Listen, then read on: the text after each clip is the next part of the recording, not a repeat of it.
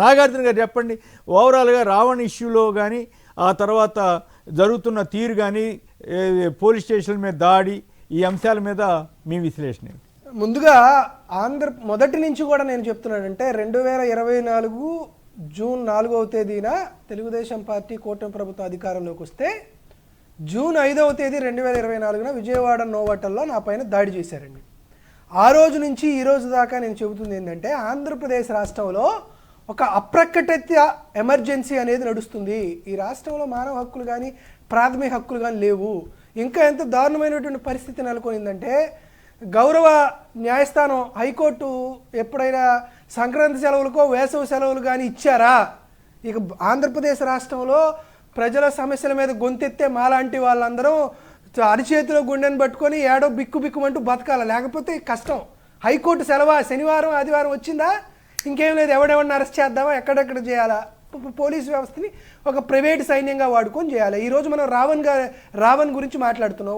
వైఎస్ఆర్ కాంగ్రెస్ పార్టీకి సంబంధించినటువంటి social media సైనికుల్ని రావణ్ కంటే దారుణంగా ఆడవాళ్ళపైన కూడా 25 కేసులు 45 కేసులు వర్రా రవీంద్ర కానీ లేకపోతే వీరారెడ్డి కానీ అంతకు ముందున్నటువంటి వేరే వాళ్ళు కానీ ఎంతమంది మీద కేసులు పెట్టి నానా ఇబ్బందులకు గురి చేస్తారో లెక్కాచారం లేదు. రీసెంట్గా ఈ రావణ్ అనేటువంటి అంశాన్ని తీసుకొచ్చారు. వాస్తవానికి ఆయన వీడియోలు అసలు నేను ఎప్పుడు చూడలే. అతను ఏదో ఒక యూట్యూబర్ రన్ చేస్తారు. మొన్న ఏలూరులో ఒక సభ పెట్టి పవన్ కళ్యాణ్ గారిని తిట్టారు అని అంటున్నారు. అంతకుముందు జగన్మోహన్ రెడ్డి గారిని కూడా తిట్టాడు ఈ మనిషి. అంతకుముందు వైఎస్ రాజశేఖర రెడ్డి గారిని కూడా తిట్టారు.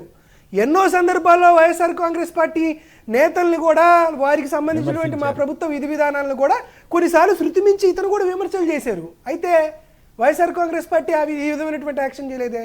దాంతోపాటు ఏంది ఈరోజు పవన్ పై అనుచిత వ్యాఖ్యలు, Andhra Jyothi statement sir, Andhra Jyothi heading ఇది, పవన్ పై అనుచిత వ్యాఖ్యలు, ఓకే నువ్వు కేసు పెట్టుకో. కింద ఏంది రావణ్ పై ఉపా కేసు. పవన్ కళ్యాణ్ ఏమన్నా జాతిపిత మహాత్మా గాంధీనా? నాకు అర్థం కావట్లేదు. పవన్ కళ్యాణ్ ఏమన్నా జాతిపిత మహాత్మా గాంధీనా? విమర్శలు చేస్తే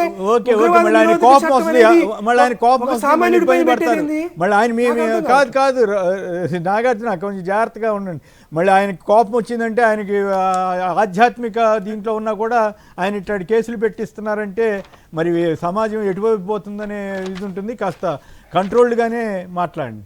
అదే సార్, నేను అదే చెప్తున్నాను సార్. ఇతని పైన ఉప కేసు పెట్టడానికి ఏంటంటే సుప్రీంకోర్టు గైడ్ లైన్స్ ఉంది. Anti government is not an anti nation. Supreme court ఉంది. కపిల్ సిబాల్ గారు మాట్లాడి సుప్రీంకోర్టు జడ్జిలతో మాట్లాడే వాదన కూడా మీకు వినిపిస్తా, అది కూడా ఉంది. టైం లేదు. ఈయన మీద ఎందుకు ఈ కేసు పెట్టారు? ఉపా కేసు ఎందుకు పెట్టారు? ఈయన పైన పిఠాపురంలో ఒక కేసు పెట్టారు, రిమాండ్ రిజెక్టు. సర్పవరంలో కేసు పెట్టారు, రిమాండ్ రిజెక్టు. మచిలీపట్నంలో మరో కేసు పెట్టారు, రిమాండ్ రిజెక్టు. పాయకారావుపేటలో మరో కేసు పెట్టారు, రిమాండ్ రిజెక్టు. రిమాండ్ రిజెక్ట్ చేశారని ఎల్లో మీడియా వాళ్ళు ప్రెస్ మీట్ పెట్టి అసలు పోలీసు వ్యవస్థ ఏం చేస్తుంది? అసలు అరెస్ట్ చేసి రిమాండ్ పెట్టలేనటువంటి సెక్షన్లు పెడతారా? ఏదో ఒకటి చేయాలి కదా అని అంటే గన్నవరం డిఎస్పీ ఏం చేశాడు, ఇది తంటుకోలేని చెప్పేసి ఈయన పైన ఉపా కేసు పెట్టారు. కేసు పెట్టగానే పూర్తయిద్దా? ఎందుకు ఈ కేసు ఉపా చట్టం ఎందుకు తీసుకొచ్చారు? 1962లో చైనాతో యుద్ధం జరిగింది, 1965లో పాకిస్తాన్తో యుద్ధం జరిగింది, 1965లో నక్సల్బరీ ఉద్యమం వచ్చింది. భారతదేశంలో ఒక ఇంటర్నల్ ఇష్యూస్ జరుగుతున్నాయి కాబట్టి అతి పెద్ద ఉగ్రవాదాలకు సంబంధించినటువంటి ఇష్యూస్కు సంబంధించి ఒక నేషనల్ ఇంటిగ్రేటెడ్ కౌన్సిల్ తీర్మానం మేరకు 1962 డిసెంబర్ 30న ఈ చట్టం తీసుకొచ్చారు. ఈ చట్టాన్ని నిరంతరం పర్యవేక్షించడానికి హైదరాబాద్లో ఎన్ఐఏ ప్రాంతీయ కార్యాలయం ఉంది. ఆ ఎన్ఐఏ ప్రాంతీయ కార్యాలయం నుండి రావణ్ నివాసం ఉంటుంది, 10 కిలోమీటర్లు కూడా ఉండదు. అంటే ఎన్ఐఏకి, నేషనల్ ఇంటెలిజెన్స్ ఏజెన్సీకి, ఎన్ఐఏకి తెలియనటువంటి సమాచారం గన్నవరంలో ఉన్నటువంటి డిఎస్పీకి తెలిసి అతను అరెస్ట్ చేశారా? ఏం సార్ ఈ పోలీసు వ్యవస్థ ఎటుపోతుంది? దేని కొరకు? ఇందులో పవన్ కళ్యాణ్ గారికి ఈగో సాటిస్ఫాక్షన్ కోసం ఒక నార్మల్ ఏమీ తెలియదు అని రావణ్ అనేవాడు మా ఊర్లో ఎవడికి తెలియదు, అసలుకి నాకు తెలియదు అసలు. అతని మీద 7-8 కేసులు పెట్టి అతను ఏదో ఒక పెద్ద నాయకుడిగా చేసి తిప్పి ఇడి చేశారే. జ్ఞానేశ్వరి దానికోసం ఏదైనా చేయొచ్చు కదా. ఏమని చెప్తారు అతనికి? హిడ్మా అనే అతనికి ఈయన నివాళులు అర్పించాడు, ఇది నక్సల్స్ని ప్రోత్సహించడం అన్నారు. హిడ్మా ఎప్పుడు చనిపోయాడు? నవంబర్ 18, 2025 చచ్చిపోయాడు. అప్పుడు ఏదో పోస్టు పెట్టాడంట. ఒక 8 నెలలు 9 నెలల తర్వాత ఎన్ఐఏ, సిబిఐ, సిఐడి ఏమీ జరగకుండా తెలంగాణ రాష్ట్రంలో నివాసం ఉంటున్నటువంటి తెలంగాణ పౌరుని తీసుకొచ్చి ఇక్కడికి వచ్చి అరెస్ట్ చేస్తారా? ఇక్కడ రావణ్ మంచోడా చెడ్డోడా, రావణ్ అన్నాడా అనలేదా, రావణ్ చేసినటువంటి ప్రతి దానికి వైఎస్ఆర్ కాంగ్రెస్ పార్టీ మద్దతు ఇస్తుందా అంటే మాకేం సంబంధం ఉంటుంది దాంట్లో. కానీ ఒక మనిషిని కేవీఆర్ అనే జర్నలిస్టులు కానీ లేకపోతే వైఎస్ఆర్ కాంగ్రెస్ పార్టీ సోషల్ మీడియానో లేకపోతే మరొకరినో చట్టాన్ని అతిక్రమించి మరీ అధికారాన్ని దుర్వినియోగం చేస్తూ ఇటువంటి కార్యక్రమాలు చేయడానికి వైఎస్ఆర్ కాంగ్రెస్ పార్టీ వ్యతిరేకమే కానీ ఒక వ్యక్తికి సంబంధించినటువంటి అంశంలో వైఎస్ఆర్ కాంగ్రెస్ పార్టీ మద్దతుగా చూడకూడదు. దాంతోపాటు నక్సల్స్ని ప్రభావితం చేశారని నేను చెప్పాను. నేను ఒక వీడియో చూపిస్తాను సార్, ఆశ్చర్యకరంగా ఒక వీడియో పవన్ కళ్యాణ్ గారిది. ఈయన భారతదేశంలో ప్రజాస్వామ్యం ఉండకూడదు, నక్సలిజమే ఉండాలి, నేను కూడా గన్ను పట్టుకొని అడవిలోకి పోయి భారతదేశంలో నక్సలిజాన్ని తీసుకురావాలని నేను కూడా భావించాను, తర్వాత మా అన్నయ్య చిరంజీవి గారు నన్ను ఆపేశారని చెప్పాడు. ఈయన మీద కదా పెట్టాల్సిందే ఉపా కేసు పెట్టాలనుకుంటే. అటుగా కూడా ఏమీ తెలియని అభాగ్యుల మీద అన్యాయుల మీద ఎవరూ లేనటువంటి అహంకారంతో మిమ్మల్ని తిట్టారని మిమ్మల్ని దూషించారని మీరు కేసులు పెట్టుకుంటే అసలు నిజంగా పవన్ కళ్యాణ్ని దూషించారు, అనుచిత వ్యాఖ్యలు చేస్తే వైఎస్ఆర్ కాంగ్రెస్ పార్టీ కూడా దాన్ని సమర్థించదు. అలాంటప్పుడు పవన్ కళ్యాణ్ ఏం చేయాలి? అతని మీద పరువు నష్ట దావం వేయాలి, పవన్ కళ్యాణే కేసు పెట్టమనండి, దానికి సంబంధించిన కార్యక్రమం జరిగింది. పవన్ కళ్యాణ్ తిరిగితే ఎవరికో మనోభావాలు దెబ్బతినడం ఏంది, వాళ్ళు వచ్చి కేసులు పెట్టడం ఏంది, రావణ్ అనేవాడి మీద 4 కేసులు పెట్టడం ఏంది, నా మీద 12 కేసులు పెట్టడం ఏంది, మీలాంటి సీనియర్ జర్నలిస్ట్ని అరెస్ట్ చేసి సార్ కొమ్మినేని గారు అసలు మీరు నిజంగా అదృష్టవంతులు. పాపం గన్నవరం డిఎస్పీకి వచ్చినటువంటి ఆలోచన తుళ్ళూరు డిఎస్పీకి వచ్చి ఉండదు, లేకపోతే మీ మీద కూడా ఒకటి పెట్టేవాళ్ళు. ఏముండిది, పోతే పోయింది, ఒక సెక్షనే కదా, ఎఫ్ఐఆర్ కట్టడానికి అనుమతి అవసరంలే. కానీ ఛార్జ్ షీట్ వేయాలంటే కేంద్ర ప్రభుత్వం ఒక ఇండిపెండెంట్ ఏజెన్సీ ఇచ్చి ఆ పోలీస్ డైరీని తీసుకొని దాని మీద సాక్ష్యాధారం పరిశీలించి ఆ తర్వాతనే ఫ్రేమ్ చేయాలా. కాబట్టి ఈ కేసు నిలబడే కేసు కాదు. ఇక మీరు నేను అదృష్టవంతులు. మరి డిఎస్పీకి వచ్చినట్టు ఆలోచన రాష్ట్రంలో మిగతా డిఎస్పీలకి వారికి వస్తే ఇక మా మీద కూడా కేసులు పెడతారు. అటువంటి పరిస్థితి నెలకొనేటువంటి పరిస్థితి ఉండిద్ది. కాబట్టి ఆంధ్రప్రదేశ్ రాష్ట్రంలో ఒక అప్రకటిత ఎమర్జెన్సీ నడుస్తుంది. ఎవరు మాట్లాడేటువంటి పరిస్థితి లేరు.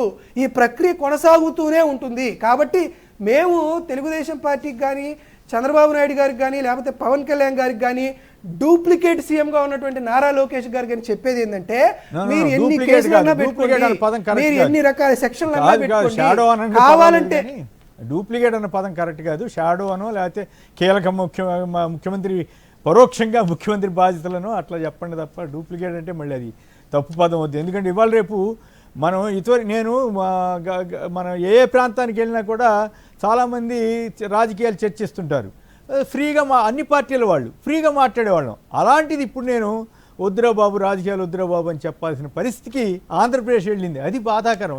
తెలంగాణలో ఇంకా పరిస్థితి రాలా.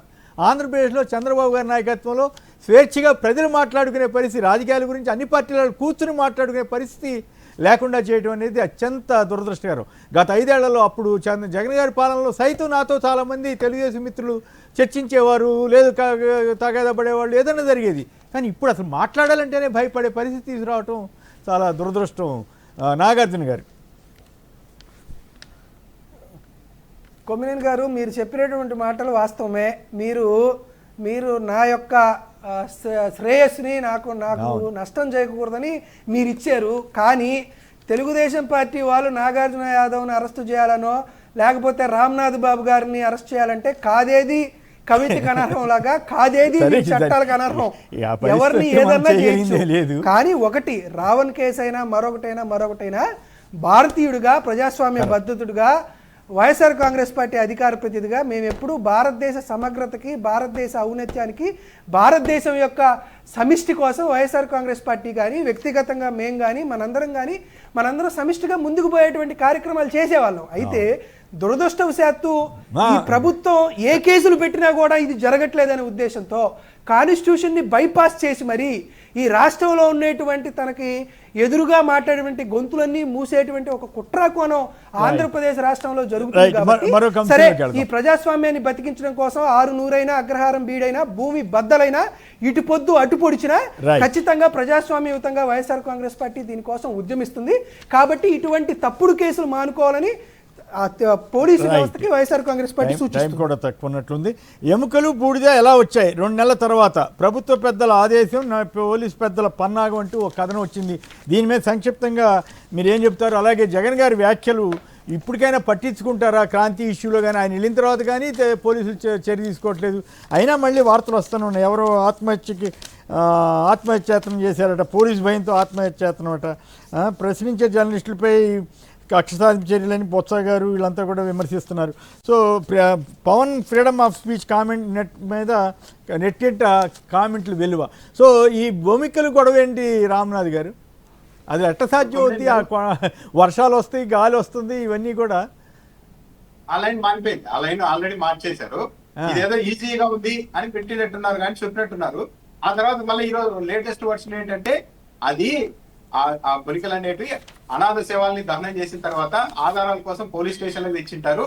3వ అంతస్తులో మరమ్మతులు జరుగుతుంటే తీసుకెళ్లి టెర్రస్ మీద పెట్టారు, వాటికి సంబంధించినవని ఈ రోజు మళ్ళీ కొత్తగా చెప్తూ ఉన్నారు. అంటే ఏంటి ఇక్కడ మనం చెప్పిన ఆర్గ్యుమెంట్ చాలా వీక్ గా ఉంది అన్నది అర్థమైపోయింది. ఏది ఇదే, పైన శవాన్ని దహనం చేస్తే ఎవరికి తెలియకుండా ఉంటుందా? ఇంత పోలీస్ స్టేషన్ లో ఇంత జరిగితే మొన్నటి వరకు కూడా ఆ బూడిద ఆ ఎముకలు ఎవరు గుర్తుపట్టలేదా? ఒకవేళ అవే నిజమైతే ఆ ఎముకలు సాయి కృష్ణ కాకపోతే మరి ఇంకో వ్యక్తిని ఎవరినైనా తెచ్చి చంపారా, దాన్ని కూడా బయటికి తీయండి అని ఇలాంటి ప్రశ్నలు అన్ని వచ్చేసరికి ఓకే ఇది మళ్ళీ అడిదిరి ఇంకా చాలా కాంప్లికేటెడ్ అవుతుంది అనుకుంటున్నారేమో కానీ సింపుల్ గా లేదు, అది అనాథ సేవలకు సంబంధించిన అని చెప్పేస్తున్నారు. అంటే రోజుకోటి హైకోర్టులో అనాథ సేవలు కూడా భూమికలు ఇవి లోపల స్టేషన్ లో పెడతారా? అబ్బో నాకు ఆశ్చర్యంగా ఉంది, అది వినటానికే బాగా. అంటే వాళ్ళ బంధువులు ఎవరైనా వస్తే అప్పగించడానికి పెడతారని ఈ రోజు కొత్త వర్షన్. మరి ఎంతవరకు నెలల తరబడి అయితే పెట్టరు కదా సార్, నెలల తరబడికి పెడతారు. తీసుకెళ్లి పైన టెర్రస్ లో పెట్టారు. సరే, మరి రక్తపు మరకలు ఉన్న లాఠీ కొట్టిందని చెప్పారు కదా, మరి అదే ఊరిని కొట్టింటే వచ్చింది, దానికి కూడా సమాధానం అంటే రోజు కొట్టింది. అంతే ఏంటంటే హైకోర్టులో సిబిఐకి అప్పగించాలా లేదా అన్న అంశం తేలే వరకు సిట్ చాలా సీరియస్ గా రోజుకో అంశాన్ని బయటకు చేస్తోంది, చాలా స్ట్రిక్ట్ గా దర్యాప్తు చేస్తోంది అని ఒక ఇంప్రెషన్ కలిగించడానికి ఇదంతా చేస్తున్నారా? వన్స్ హైకోర్టులో ఈ సిబిఐకి అప్పగించాల్సిన అవసరం లేదన్న పిటిషన్ ఇదే అయిపోతే ఇక ఆ తర్వాత ఏమీ ఉండదేమో అనిపిస్తోంది ఈ మొత్తం వ్యవహారం గమనిస్తూ ఉంటే.